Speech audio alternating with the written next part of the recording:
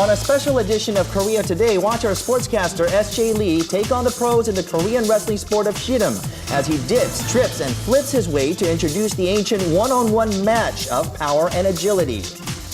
And take a trip back in time to Goryeong, Gyeongsangbuk-do Province with Joey Mercadante, the historical center of the ancient kingdom of Tteok that retains much of the cultural ancient tradition of Korea.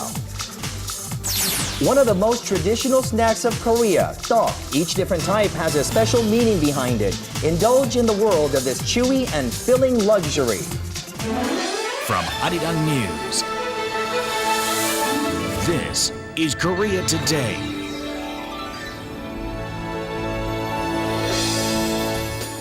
Good morning and welcome to Korea Today. The Lunar New Year holiday has officially kicked off here in Korea, and although not too long ago we celebrated January 1st according to the Gregorian calendar, we do still traditionally celebrate the Lunar New Year holidays. It is like getting a second chance at a brand new year, and tens of millions of Koreans are on their way down to their hometowns to spend time with their families back home and do their traditional bows or sebae to the elders to show their love and respect. That's right, and what makes the Lunar New Year special is, like you said, Minjung, not only the sebae ceremony, but also various traditional games, including yunori. So that's what we're going to talk about. Those are some of the things that we are going to talk about today and tomorrow. That's for that right. matter. It's going to be an exciting show. So today we'll introduce you to how Koreans celebrate their Lunar New Year and what kind of traditions are still preserved to this day. First up is a look at the year 2014 Lunar New Year, and we have some special numbers to help you with that.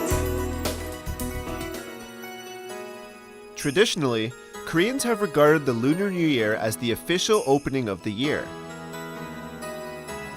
Koreans have traditionally observed the luni-solar calendar, and so the first major New Year holiday, Seol, is considered a time to forget the past and welcome in the new year with a clean slate.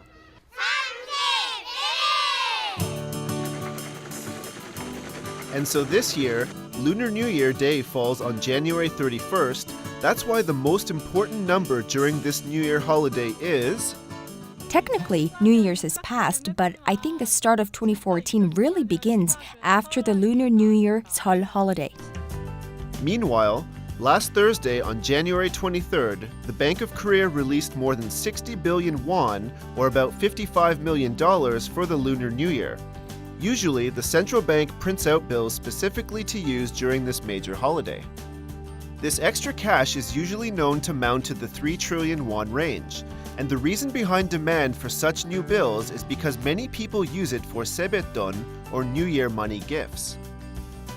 Traditionally, Koreans bow to older relatives in the family after ancestral rites to offer their greeting for the year.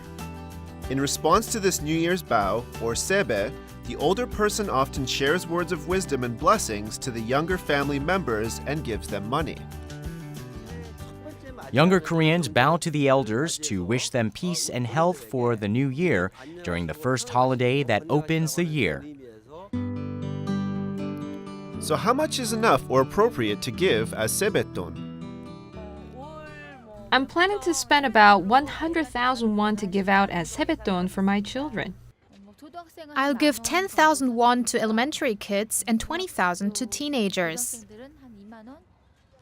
The most I've received as sebae was 150,000 won. I think the smallest amount I've ever received was 1,000 won from my aunt. According to a mobile survey company, almost 95% of the money gift recipients in their teens expected to receive more than 10,000 won, or about $10. The total amount they hope to receive this holiday is an average of 132,000 won, or close to $125, as their sebae.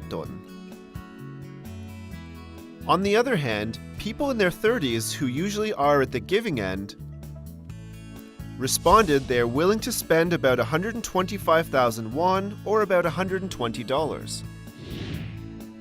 People's wallets are thin, but there's still a lot to spend on.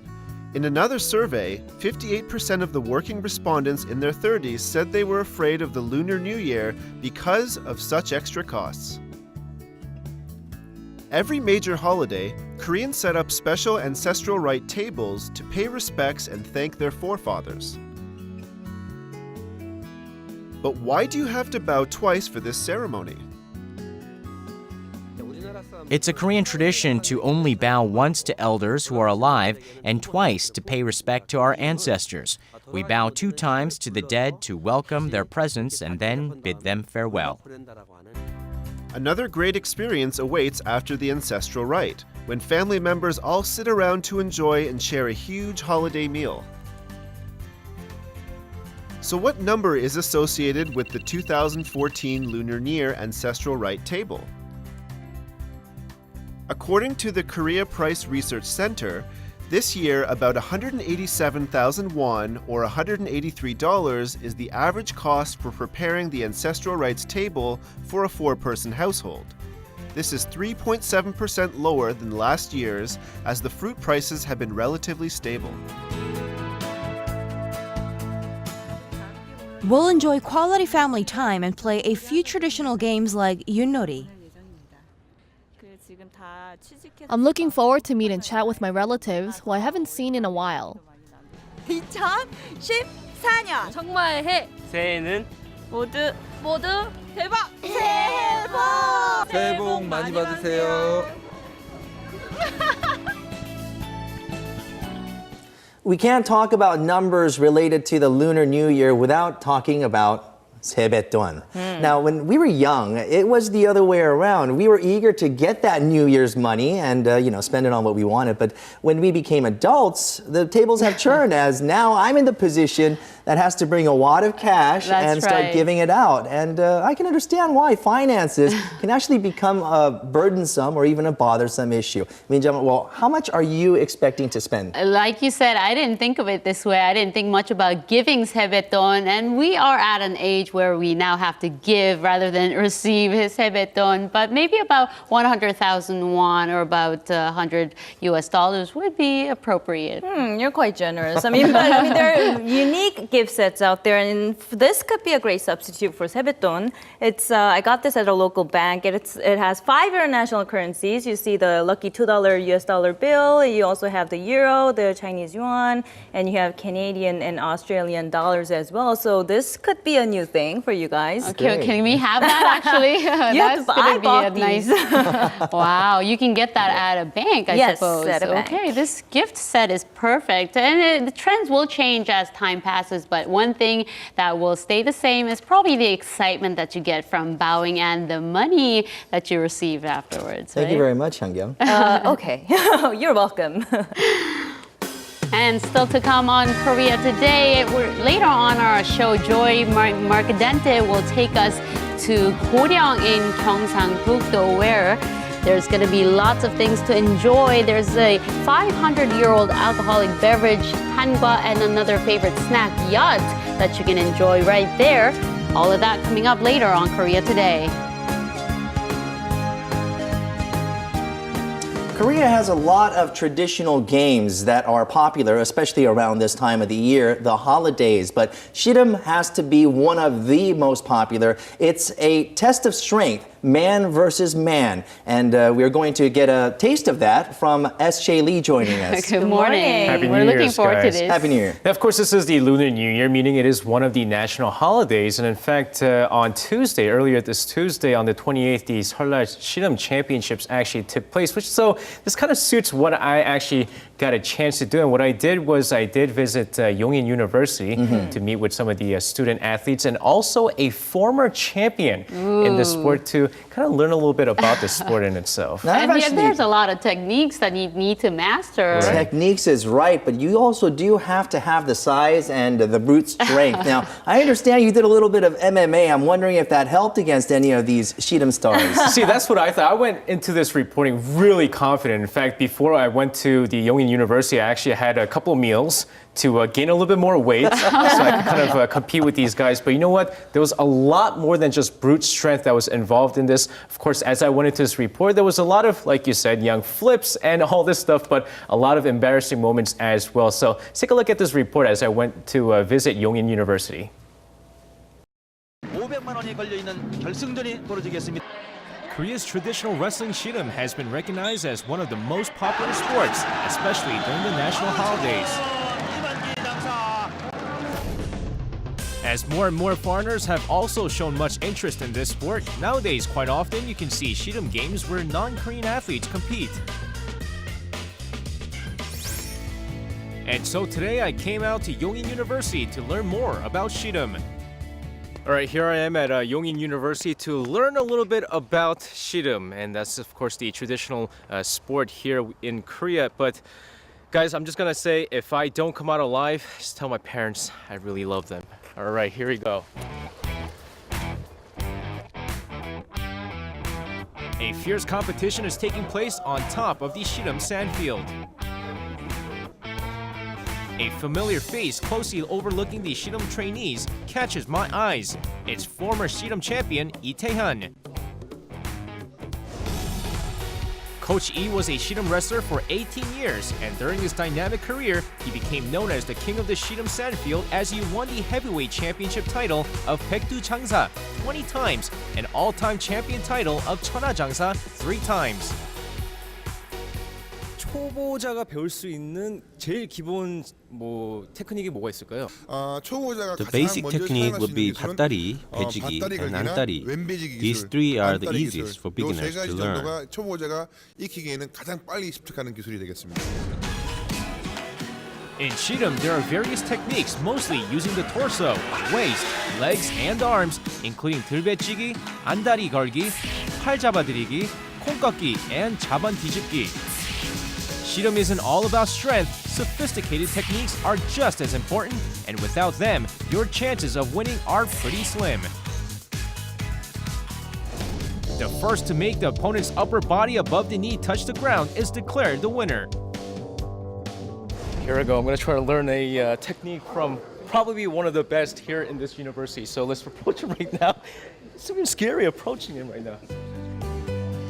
The first thing I learned is how to properly grab hold of the sappa, or the wrestling thigh band. There are 2 sappa colors, blue and red. The same colors often perceived as Korea's national colors since they are featured on the taegukgi, or the Korean national flag. For my first move, I started out with an easy one called the 엉덩 배지기, a tripping move using the legs and waist. You're supposed to actually put your left leg in between his 2 thighs and using my butt, try to flip him over. And because he'll be off balanced, that's the reason why he actually fell over. So I guess a win is a win, and now I'm 1 for 2 now. All right. With the new moves I learned, I decided to challenge some of these Shidum athletes. But I knew it wasn't going to be an easy task since most of them were much bigger than me. It's not working out. But now I'm going to try this, see if I could topple him with the skill that I just learned. Here we go. I tried to knock out a 150-kilogram student athlete with my 밭다리 technique, but I just wasn't strong enough. Obviously, we're not in the same weight class, and I'm gonna have to find someone else that's around my weight class. Let's go find someone else. This time I tried the 엉덩 배지기 move on an opponent similar in size and managed to tackle him down. All right, well, you know what? He's gonna be out in the competition. Hopefully with the technique that he taught me with the butt, hey, maybe he could be a champion with that one, right? But I'm certainly not. I was also able to talk with Coach Lee Tae-han, known as one of the leading Korean Shidum stars. I think Shidum represents the spirit of Korea very well.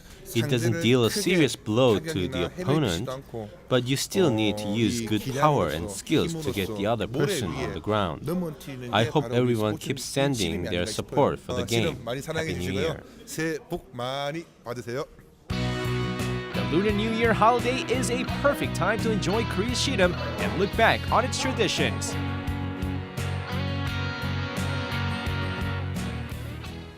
Are you some all rough blue? moments. Right, blue and black inside? I'm embarrassed. Wow. I'm embarrassed. You really took a beating for this one here. You know, the last time I went on a report, it was Temi's first pitch, and I hurt my back. This one was completely different. Did that fix your back? I think it did. Or they threw me around like a rag doll here, but it was an amazing experience. And of course, I did mention that I thought it was all about brute strength, but really, there's a lot much more than just strength in itself and So shidam. if you know the right techniques, you could technically be able to topple over a big guy. Well, Or I don't know how many technically years of training I need in order to compete with some of the athletes out there. And young, just like you said, I did go in there pretty confident. Yeah. I work out every day. But you know what? Their strength is a lot more different. It's not just the strength, there's a lot of techniques involved in this as well. That's why they're called pros. Exactly.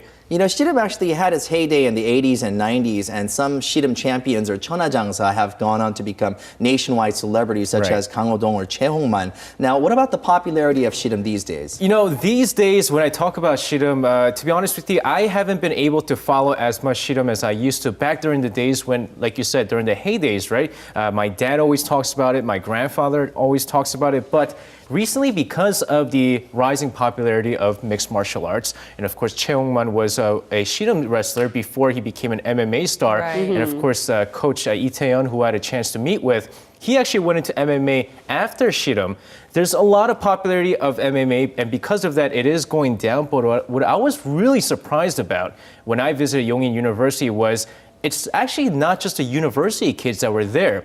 After school, high school kids and middle school kids and even elementary school kids actually come after school to train and practice with everyone else. So it's, you know, the future is, I think, pretty bright for shidam if we continue to keep this tradition in this sport. I mean, but some of my foreign friends do have it a little bit confused with Japanese sumo. So how is it different? How are the two different? It kind of looks similar, right? But there's a huge difference between shidam and sumo, of course. And sumo, there's a lot of contact. Although shidam is considered a contact sport as well, there's a lot of pushing. And in sumo, you're supposed to either get the opponent down on their knees or, you know, outside the ring. Here in shidam, you use the belt or you use the sash where you put your hands in there and you're trying to get them onto the ground. So there's not a lot of contact, with not a lot of pushing.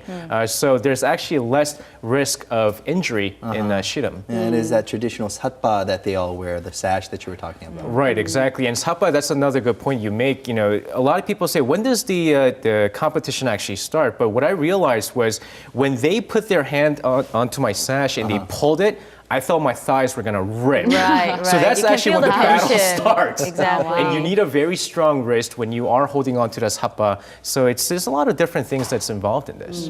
And 4 different levels, right? Sebae, kala, and kumgang. There's also 4 different weight classes. There's the pektu, which is the highest. There's halla, which is like the middleweight, and also kumgang, which is the lightweight. And then there's tteok, which is the lightweight. And there's featherweight. And depending on which weight class you are, heavyweight, you're going to use a lot of strength. Other weight classes, a lot of techniques involved. So very different with each weight class. I'm not going to ask you which class you are, but I think we No know. way. Thank you, SJ, for this story. Always a pleasure. Very Happy New Year's, guys. Get well Happy New soon. Year. All right.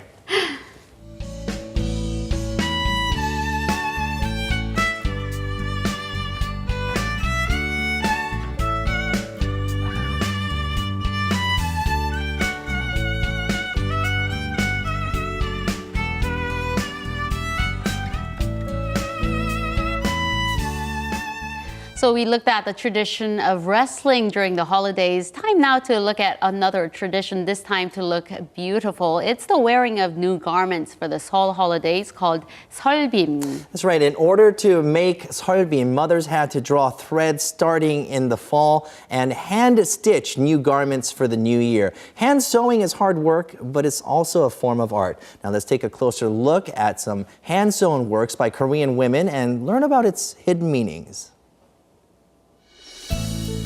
The managing director of the International Monetary Fund, Christine Lagarde, drew a lot of attention for wearing a traditional Korean patchwork scarf at a press conference in Korea last month.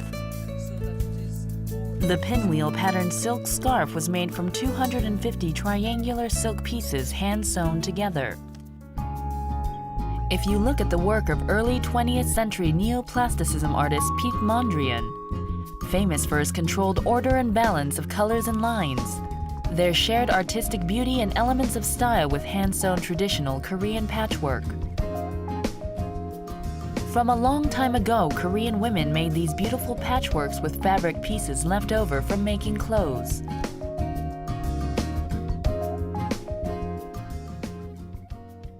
Around the holiday, mothers would sew day and night to create special sarbeam garments for the family.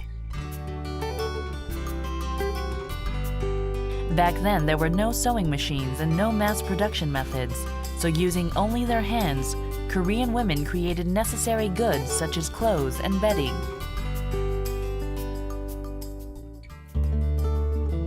This hand sewing culture continues on to this day. Insadong is famous for its display of traditional Korean culture, and here there's a place where you can learn traditional sewing techniques. You can learn to make things using only your hands, such as a pojagi by sewing different fabrics together, or accessories with threads using traditional knots, and much more, all without the help of a machine. There are about 300 students that learn the art of kyubang crafts each year. A lot of needlework goes into a kyubang craft, so instead of simply collecting things, people these days place a lot of meaning on participating in the process. There are 5 cardinal colors of Korea: blue, red, yellow, white, and black, known as obangsek, and it expresses the elegance and subtle beauty in traditional crafts.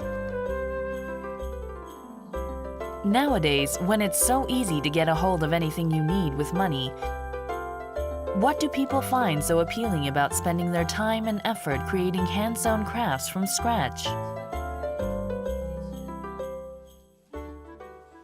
Through kyubang craft, I enjoyed learning about Korea's traditional culture, such as various color schemes and details.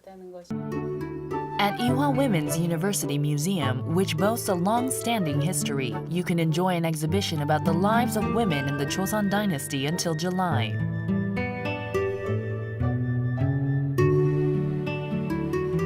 Yangbans were the dominant social class during the Joseon Dynasty, and due to the strict Confucian culture, women rarely left their homes.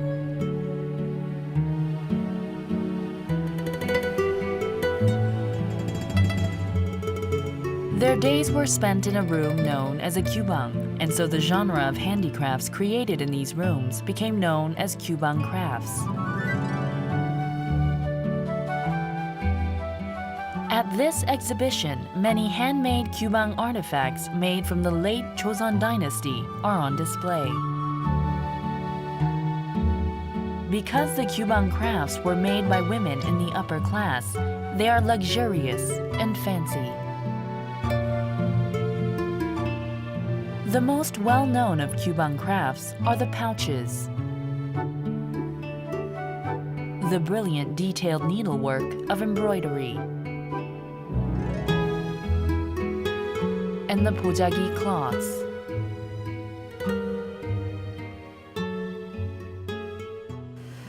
Recently, I've noticed a lot of change in our traditional sewing techniques because people are confusing it with other crafts such as Western quilting. In kyubang crafts, it's important that we use the 5 cardinal colors as the main colors and hemming techniques as the basic sewing method to show its stitch and silk fabrics as the main material.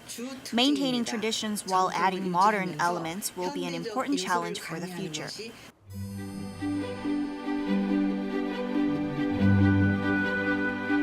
While maintaining the sincerity and beauty of kyubang crafts, some people are reinterpreting it with a modern twist. Notable hanbok designer and pojagi artist Lee Hyo-jae is one of them.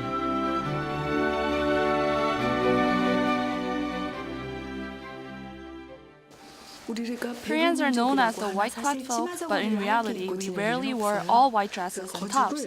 So I designed this to show off the surface with detailed needlework and cotton cloth that represent the white-clad folk. Old things transform into luxurious goods with her touch. Because of her ability to refurbish household goods, She's better known as a lifestyle stylist than a hanbok designer. Inside her home, there are several refurbished modern household goods that show unique needlework throughout the house. These are slippers my mother made me a long time ago. I couldn't wear them any longer, so I made them into a pencil holder. Lee Hyo-jae's mother was also a hanbok maker, and she inherited her mother's shop and talented sewing skills. Our traditions depend on how we feel about things. If you think it is primitive and mediocre, the traditional culture will disappear. And if you feel that it's beautiful, then you'll protect and pass down the precious culture. I think this is how traditions are continued. Needlework passed down from great-grandmothers to mothers and their daughters. The sewing culture of Korean women carry the devotion and love for the family. And still ahead on the special edition of Korea Today, we'll be looking at one of Korea's favorite snacks. We're talking about Tteok. There are hundreds of different types eaten on different occasions, often considered a celebratory food, and can range from rather elaborate versions and more. Find out with Eunice Kim joining us on Korea Today. So the traditional Lunar New Year holidays, now after they've had their tteokguk or New Year's rice cake soup and done their New Year's bows as well to the adults, they get right back into playing with their smartphones or watching TV. So today, Joey Mercadante is going to take us to a very special traditional hanok village where families can all together experience and enjoy different traditional games as well as fun. Good morning. Good morning. Good morning. Happy New Year. Happy New Year. So growing up in North America, I didn't really have a lot of exposure to the Lunar New Year, and I actually never celebrated it, but I was always curious about it. So this week, I got a chance to travel to Gyeongsangbuk-do Goryeong, and like you said, I went to a hanok, a traditional Korean village, and I learned all about the Korean traditions associated with the Lunar New Year. And I brought a special little something with me. I don't want to give it away. Let's have a look at the report and see why this special little something made my report even more special. Ahead of the Lunar New Year's holiday, we visited Goryeong in Gyeongsangbuk-do Province, known as the home of Korea's most dazzling ancient cultures. Good morning! I'm back in Gyeongsangbuk-do. This time I'm in Goryeong, and I'm here during a special time of the year to learn about a special event, Seol, the Lunar New Year. And I brought a friend with me, Sandra, and we're gonna learn together all about the traditions of Seol, the Lunar New Year. Are you ready? I'm ready, Joey. I'm ready too. Let's do it. Go. Our first stop was Seol village, which means a beautiful valley where flowers bloom. This traditional hanok village is a living testament of Korea's Confucian culture, since almost 80% of the buildings are well preserved in their original form. It looks like the house in the historical drama. This village was formed by scholar Chom Pil-jae's descendants some 350 years ago, and in the center of it stands Chom's head house.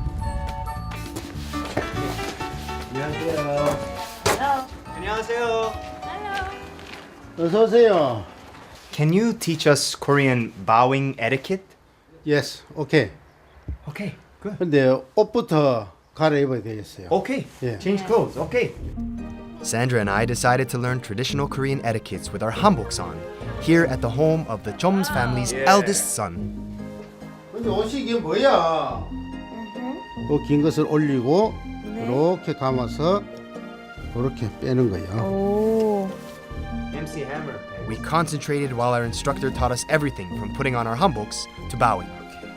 명절에 절을 할 때는 남자는 왼손이 위로 올라가게끔 하고 여자는 오른손이 위로 올라가게끔 해서 절을 하는 겁니다. 새해 복 많이 받으세요. 새해 복 많이 받으세요. 그래, 모두 새해 복 많이 받으세요. 네, 감사합니다. we show respect not in this kind of gesture or way. So it was very interesting to try to speak the same dialogue with Koreans. Yeah, and with your body. And right? with the body. Only yeah, with that's what I was body. thinking. Use the body and try to show respect like they do with their traditions. And you can feel when you do it, it's very important. 조이, 샌드라, 올해도 건강하고 행복하기 바랍니다. 감사합니다. After our class, it was time for us to learn how to make traditional Korean dishes offered on Seoul. Since the old days, Korean traditional snacks, hangwas, were always offered on the ancestral rites tables for major holidays, and they are a favorite of everyone. We decided to give hangwa making a try. It was quite an experience to actually make and eat Seol village's snacks that have been handed down for centuries.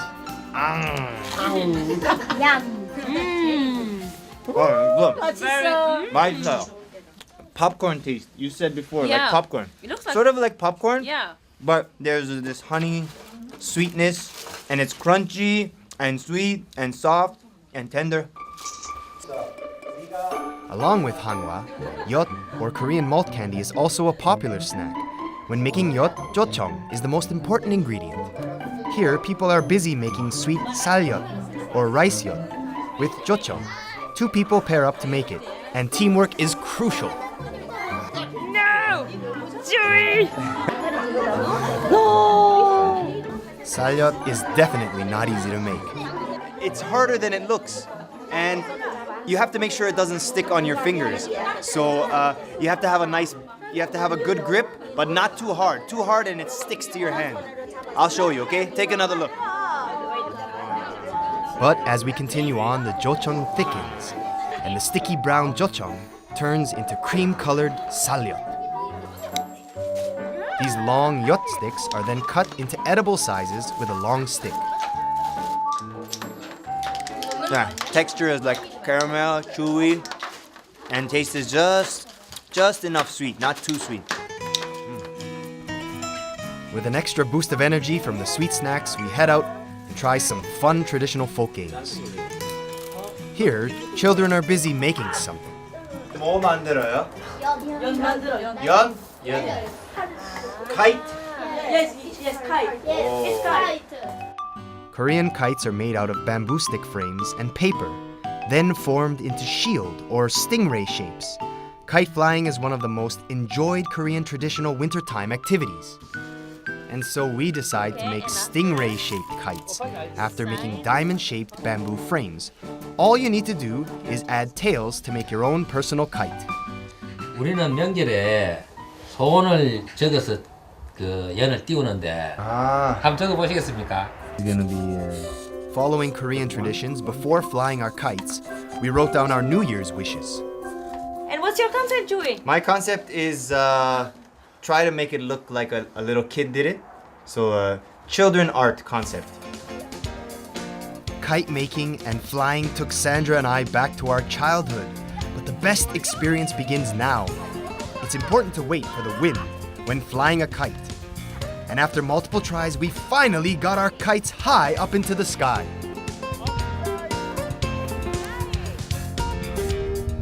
After our Seoul village tour, we headed to Gwangdong village, known for their very special traditional liquor. 안녕하세요.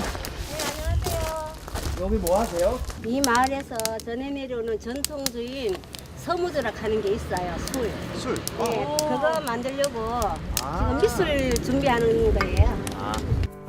Seoul, the only one of its kind from Goryeong, is a 500-year-old traditional drink made from sticky rice, non-glutinous rice, and yeast. In order to make Seoul, it's crucial to get that 1-to-1 ratio of yeast and thinly boiled sticky rice porridge and mix the two to get the base liquor. 얼마나 만들었어요? 이거요. 시집 와서 했으니까 30년이 넘었어요. 힘들지 않아요? 선조님들이 해갖고 내려오는 전통이다 보니까 그 맥도 이어야 되겠고 해서. Fermented base liquor is then poured into a pot together with boiled rice. A round bamboo strainer called Gyeongsu is also placed inside the pot. And after 20 days, semuju is ready to be enjoyed. 이거 다시 왜 해요? 이걸 이렇게 여러 날 반복해서 이렇게 붓게 되면요 술이 진해지면서 맛있어요. 네. Just in time for the ripening scent of the sumuja, the villagers hosted a small party.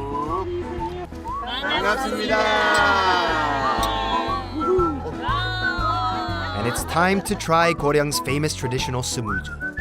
It has a bit of a taste like a liqueur, sort of an expensive alcohol taste. Not really like a strong, not like a scotch or a rum. It's sort of like a sophisticated, fruity liqueur. That's the best way to describe it. It's a wine and liqueur mixed, and it's delicious. For a long time, sumuja has brought about happiness to this village, and this was possible because the locals here have held on to the sumuja tradition.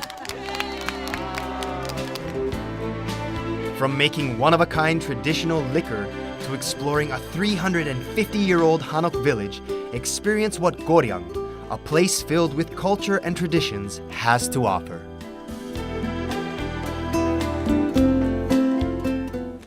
Quite an experience. Right, and you've brought some hangwa for us to enjoy. So this is a These are special the thing ones that you you were made? talking I about. did. These are not the ones I made, but I made something very similar to this. Yes, exactly. And it was extremely fun. While I was doing it, I kept saying, it's like making cookie donkas. I don't know. That's what it felt like Pork to me. cutlet? Sort of, yeah, like making the pork cutlet. Like because I first dipped it in the honey substance, and then I got In to the batter.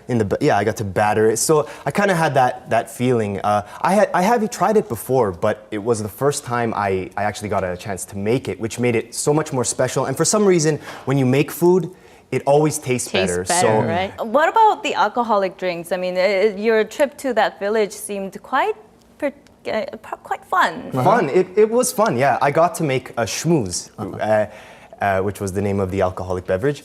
And I got to get my hands dirty, and I was mixing up the yeast and the rice, and that I felt this whole trip was sort of like a return to my youth kind of theme. It had that, like the kite flying and just playing, and it felt like playing in the sand. I was playing with rice and made Sumuju, drinks when you were little. is how you call it. Sumuju. Sumuju. Sorry. And so the actual process was harder than I thought, and the lady the master that I worked with, I actually found out that she is one of the last people doing this now. So it's sort of a lost art, and she's doing her best to preserve this Korean tradition, as well as Goryeong just in general as a city. Preserving Korean tradition. That's right. I mean, and also that the alcoholic beverage that you made boasts a 500-year-old tradition. So, I mean, this is like locked in kind of like a time, and you got a chance to do that. Yeah. Now, for some other people that may be looking for other activities, what other activities can they partake in? Yeah, you can take part in yotnori and jegichagi games, which are traditional games, and then there's also some rafting games you can take part in, and agricultural experience. Yeah. So, stuff outside and stuff with nature, obviously, because you're in that environment. It sort of fits well with that setting. And check out the website because there's lots more information about what you can do there. All right. Thank you, Joe. You had a ton of fun. And I did. I'm sure visitors will have a ton of fun also. They certainly will. will. Thank you so much. Happy New Year, guys. All right, Happy New Year.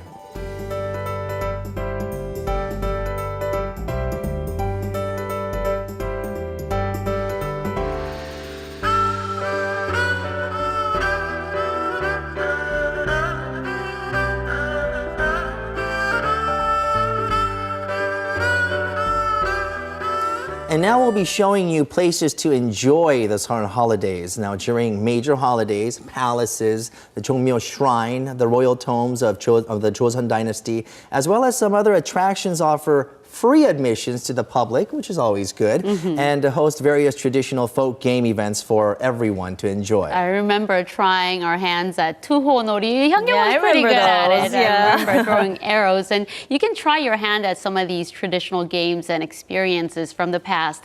So we'll take you to some of these places in Seoul in this next report. Let's take a look at what events are being held at 5 special venues across Seoul. Gyeongbok-do Palace was the main palace during the Joseon dynasty. During the Seoul holiday, you can experience the palace ondolbang and participate in sebae events in the courtyard of Hamhwadang and Jipgyeongdan Hall.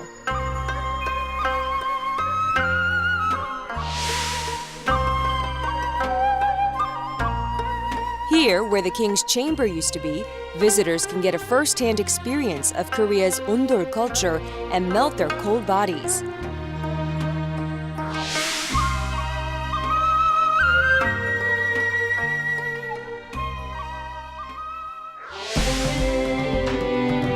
Tteok Palace has the most recently built architecture for the kings.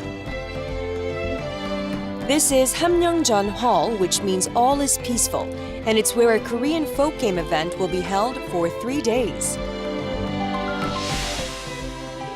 Tuhonori was a folk game played in palaces and by the royalties and the upper class. You try to throw arrows into a circular container from a distance away.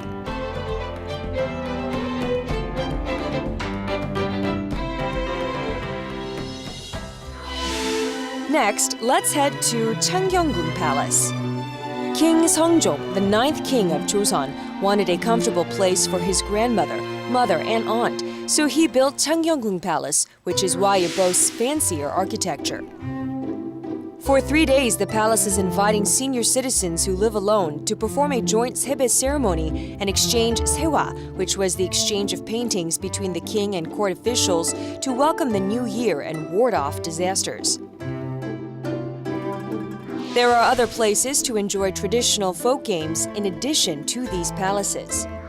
Overlooking Seoul is the Namsan-gol Hanok village, a cluster of restored traditional hanoks. The Hanok village will host events such as sharing tteokguk, writing your wishes, and teaching people about the charesang or ancestral rite ceremony table.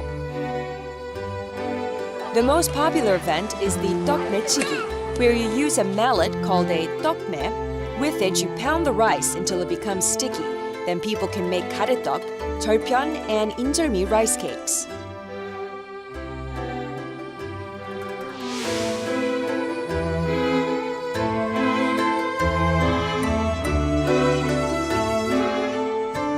The National Folk Museum of Korea, located within Gyeongbok-do Palace, has roughly 4,000 pieces of folk art on display.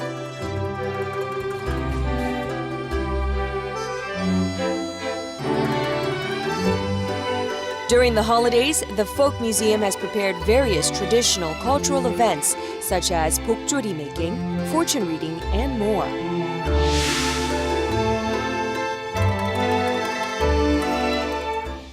So some great places you can check out during this whole holiday. And there's another item that you must check out. It's the tteok that you can enjoy during this time, every day actually, but especially more so around this time of the year. Koreans have a custom of incorporating tteok into celebrations big and small. That's right. There are said to be more than 200 different types of tteok. And a self-proclaimed tteok lover, Eunice Kim, she will unpack everything you need to know about tteok. Good morning, Eunice. Good morning, guys. Happy Lunar New Year. You know, according to Samguk-sagi, or the Chronicle of the Three States, even the king was selected based on the teeth marks that he left on a piece of tteok. So you can see how intertwined the culture of tteok has become with the story of the Korean people. So why don't we unpack a little bit more the significance of Korea's tteok culture in this next report. Korea has a custom of consuming foods appropriate to its 4 seasons and the 24 solar terms of the lunar calendar. And among them, tteok is one of the most prominent.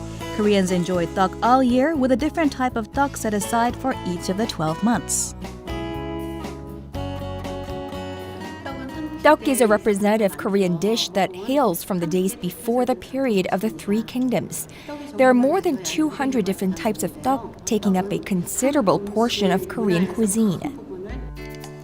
As a starter, it keeps its place on the ancestral rites table on major holidays. It also makes its presence during key milestones like coming of age, weddings, and funerals.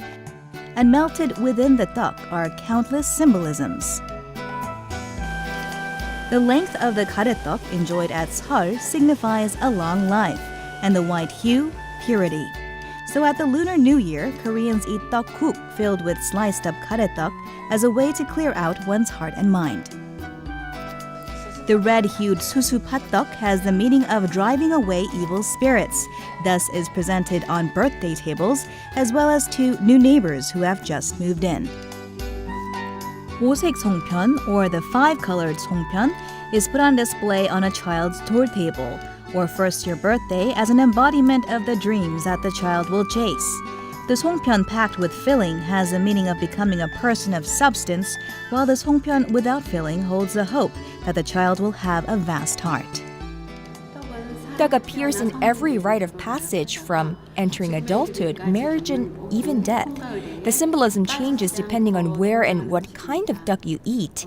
It can be a wish for good fortune, and other times it can act as a charm against evil spirits. It's also a food that holds Koreans' hope for a peaceful life. Koreans imprint patterns that largely fall under three overarching themes: a healthy and long life, thriving offsprings, and wealth and honor. The Tteok design that reflects harmony of the yin and yang symbolizes a good harvest and prosperity. The zinnia, that's said to bloom for 100 days, embodies long life. And fish signify fertility, abundance, and conjugal harmony. From days bygone, Koreans prayed for a happy and comfortable life, eating tteok imprinted with patterns symbolizing their hopes. You can say then that the wooden rice cake models are a language in itself, embedding the people's wishes. There are also models that capture the wish for helping each other out. It's a traditional piece of work that embodies our forefathers' thoughts. And in the present, tteok continues to evolve. Here, fusion tteok dishes are being developed, incorporating elements like burgers, pizza, and ice cream. Tteok can feel a bit distant as a traditional food for young people, so I developed a new form of tteok, fusing it with other elements in hopes it will feel more accessible. In place of the bun is pikseolgi, or steamed white rice cake, holding down the ham, cheese, and lettuce of this well-being burger. Then there's this unique tteok dessert, topped with ice cream, fruits, and syrup. Anyone can enjoy these interpretations, regardless of where they're from. When you eat it, it doesn't really feel like you're eating tteok. There's not a huge difference with a regular burger. What I like about this version is that the texture is chewy as opposed to a regular bun that's crumbly. Koreans have wished happiness while crafting each piece of tteok. So as you enjoy this mainstay this holiday, keep in mind its heritage and the New Year's wish embedded inside. That just made me crave for even more tteok, actually. Can I dig in now? Is it about time? Is this enough for you, Hyun-Gyeong?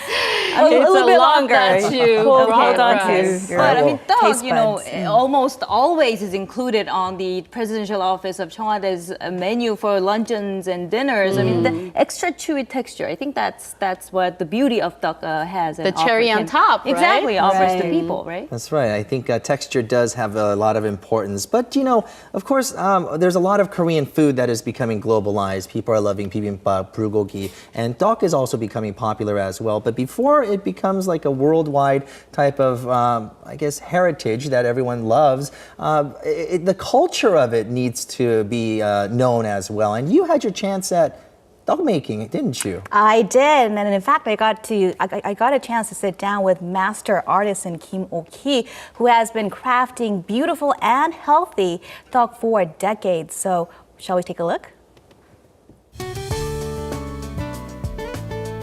In time for the Lunar New Year, I made a special visit to a tteok master artisan. It was my first time trying my hand at making tteok, so I was quite excited. To show me the ropes today is Korea's representative tteok maker, Kim Ok.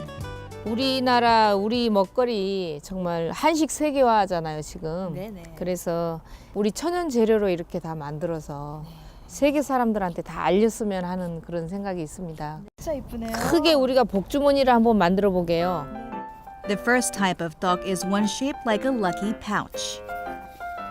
First, we need to thoroughly roll and knead the rice dough with both palms. This seemingly simple task is a key step to get a soft dough that's easy to form into desired shapes later. Place a little bit of the aromatic filling and bring together the ends as you would a cloth. Finally, form a delicate ribbon around the mottled neck and you get a cute, lucky pouch. So we're shaping the 복주머니, or the bag of good luck, and it's really harder than it looks, although it's also fun because it feels like you're playing with Play-Doh, like when you were a kid.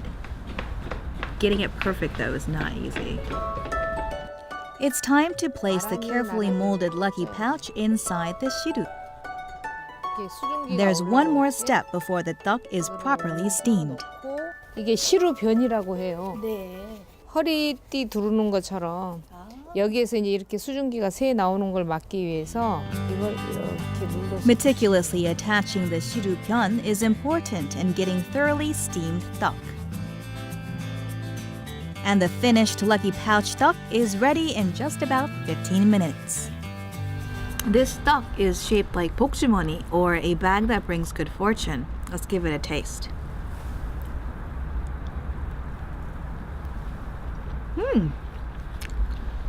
Very delicate, and you can definitely taste the mung bean inside. Next is a wintertime favorite, 두텁떡. 이번에 만드는 떡은 이게 이제 퓨전 두텁떡이라고, 그러니까 인절미처럼 이렇게 해서 이 떡을 만드는 거예요. 그래서 이거를 The key is to completely wrap the filling with the chewy mugwort tteok.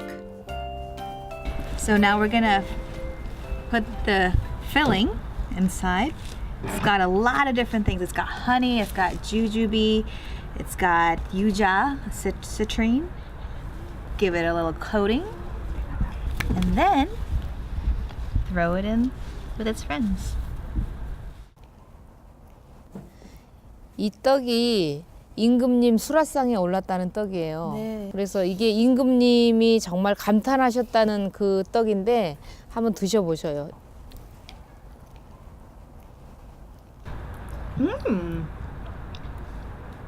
Really good. You can taste the mugwort and the yuja inside. And it makes a harmonious blend with the walnuts and the pine nuts. It's excellent. 진짜 맛있어요. And finally, we take on mushuru tteok, which incorporates mu or radish as its main ingredient. First, thoroughly mix the radish with the rice powder. The vegetable's natural moisture will soak the powder and make it moist. I have a question. So when we talk about tteok or rice cakes, I think of sweetness. But in this case, you used white radish. Why is that? 우리가 김장할 때 무가 굉장히 맛있잖아요. 네. 그때부터 이제 정월 대보름까지가 제일 맛있을 때예요, 무가. 그래서 그 기간 안에 해먹는 떡이에요. 네. 그러니까 무가 사람들이 그 무 자체 그냥 슴슴한 맛만 생각하는데 떡 익혀 놓잖아요. 그러면 무 자체에서 약간 단맛이 있어요. Place the red bean paste on top of the radish mixture, steam it for 20 minutes, and our mushuru tteok is ready.